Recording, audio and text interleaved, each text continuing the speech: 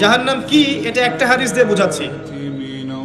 আল্লাহ রাব্বুল আলামিন এই পৃথিবীর সবচেয়ে সুখী মানুষটাকে, এই পৃথিবীতে যার কোনো দুঃখ কষ্ট কিচ্ছু ছিল না, এই মানুষটাকে ডেকে নিয়ে আসবেন।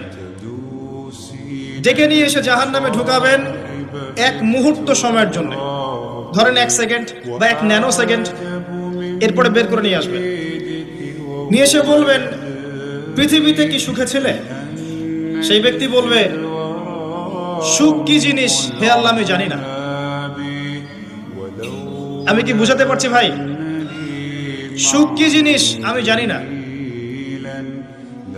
আর আল্লাহ রাব্বুল আলামিন এই পৃথিবীর সবচাইতে কষ্টে থাকা মানুষটাকে ডেকে নিয়ে আসবেন, এনে জান্নাতে ঢুকাবেন, ঢুকে 1 মুহূর্ত সময় রাখবেন, বের করে নিয়ে আসবেন।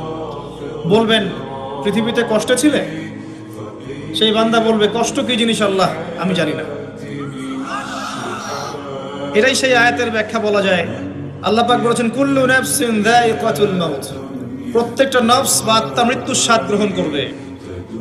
ফাইন্নামা তুওয়াফাউনা উজুরাকুম ইয়াওমাল কিয়ামাহ, কিয়ামতের মাঠে তোমাদের পূর্ণ প্রতিদান দেয়া হবে।